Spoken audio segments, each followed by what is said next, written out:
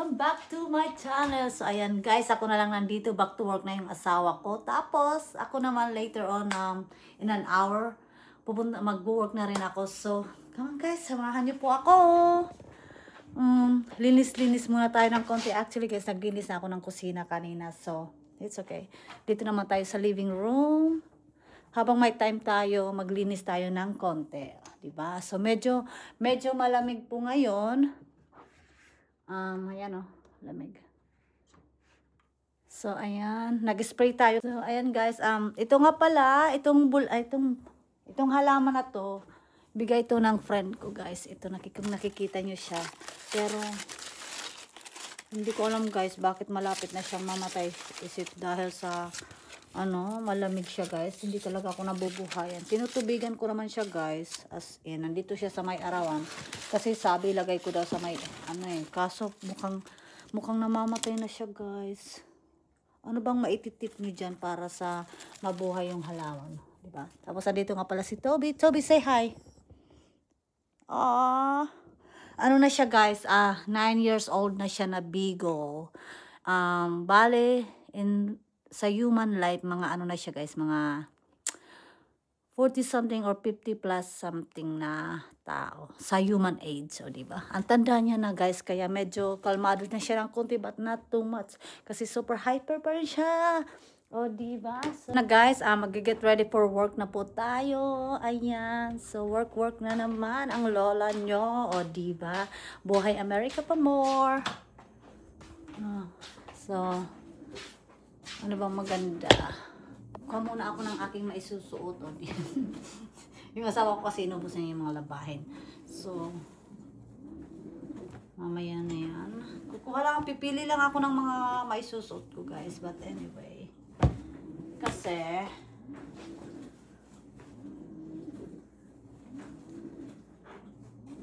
ganap kasi ako ng may bulsa. Pag may bulsa kasi mas maganda siya. So ito maganda siya, kaso masyado siyang tatry ko lang isuot, pero malamig kasi ngayon. Gusto ko yung hindi siya malamig.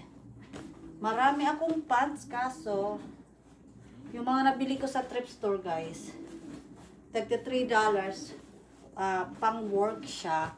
Yun nga lang is pahirapan sa bulsa. Ito pwede na rin. Ayan, tapos pinabawasan ko to kay ate. Ito naman guys, ganun din, ano din siya, yung cellphone ko kasi baka malaglag. Kailangan kasing So, mga napili ko lang to sa thrift store guys, kasi wala tayong pang budget sa Tapos ito may bulsa naman siya, kaso, medyo maluwang sa bewang. Tapos, meron pa akong isa. Mga pinabawasan, mahahaba kasi ito guys. Pinabawasan ko to kay ate. Thank you, te. Ayan. Kung gusto niyo magpabawas guys, message nyo lang si ate. Kayo nang bahalang maghanap kung sinong ate. Basta yun na yun. So anyway, yan na. Yan ang napili kong isusuot sa ating for today's video.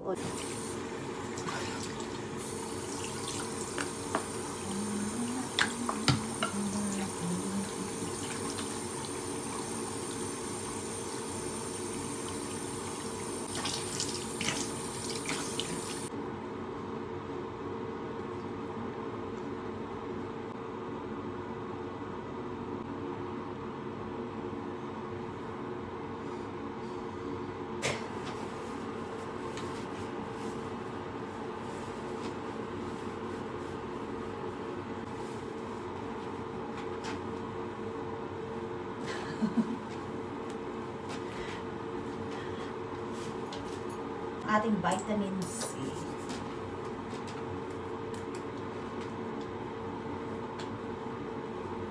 Yung test lock natin mag-dry. Importante yan guys. Lalo na guys na tumatanda na tayo.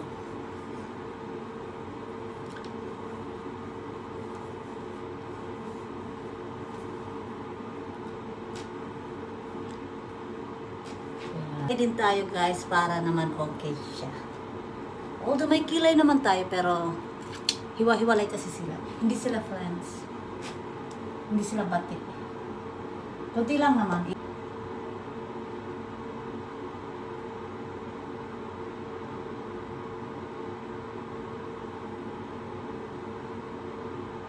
Yan. Okay na. Mukha na siyang kilay. Diba? It's going to be a good day. Yes. Work na tayo, guys. But anyway, bago ko makalimutan, kailangan maglagay nito. Ayan. Yan na, guys. Yan. Mukha lang taong hindi tao. Mukha tayong hindi tao ngayon, pero tao tayo. O, diba? Ayan. So, ito yung ginagamit ko, guys, is compression socks. Compression, ano yan? Basta yun na yun. Ang hirap mag-English. Basta yun na yun. So, maganda to, guys. I mean, mas maganda siya. Beneficiary siya. Benefits. Marami siyang benefits. At saka, lalo na pagkagaya natin mga nag-work sa mga laging nakatayo. It is really good.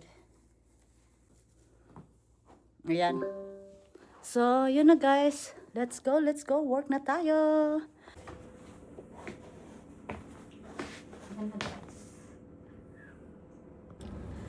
Traffic, guys. Traffic. Dito sa gate, traffic siya. Back to work na kasi yung mga people. Traffic. So, yun na, guys. Nandito na po tayo. Meron pa tayong 30 minutes bago ako mag-clock in. So, natagalan nga lang tayo sa gate dahil traffic. But anyway, so, yan na, guys. See you later.